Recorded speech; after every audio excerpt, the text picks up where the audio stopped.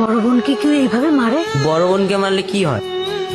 বোনকে মারলে কেউ ভালো ভাই হতে পারে না, আর ভালো ভাই হতে না পারলে বোন যখন বড় হবে, ওর যখন বিয়ে হয়ে যাবে, ওর শ্বশুর বাড়ি তুমি যাবে না, তখন কি তোমাকে বড় বোন ডিম ভাজি করে খাওয়াবে? বুবু শোন না। কি হলো রে? গ্লাসটা কে ভাঙলো? না না মা, কিছু হয়নি, আমার হাতের লেগে গ্লাসটা পড়ে গিয়েছে।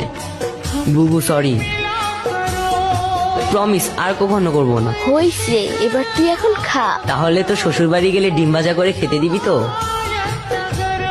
ভাবি, ভাবি দেখো কে আসছে। জান্নাত, কেডা এটা? আমার ভাই। তোমার বোন সারাদিন কতবার তোমার নাম নেয়, তুমি জানো না? মান্নাত এটা করতো, মান্নাত ওইটা করতো, মান্নাত এমন, মান্নাত তেমন, কত কথা যে কয়। তুমি আসছো ভাই, আমি অনেক খুশি হয়েছি। জবে থেকে বিয়ে হয়েছে, তোমার বোনকে কেউ দেখতে আসা তো দূরের কথা, ফোন দিয়ে একটা খবরও নেয় না। তুমি আসছো ভাই, আমি অনেক খুশি হয়েছি। এই জান্নাত, তোমার ভাই আসছে, বাজারেও একটা নিয়ে আসো। আজকে তুমি নিজের হাতে তোমার ভাইয়ের যত পছন্দের খাবার আছে সব রান্না করে খাওয়াইবা, তাড়াতাড়ি নিয়ে আসো। না,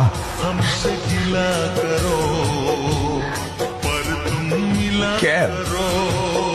ও বুঝছি, তুমি মনে হয় আমার কথায় কষ্ট করো।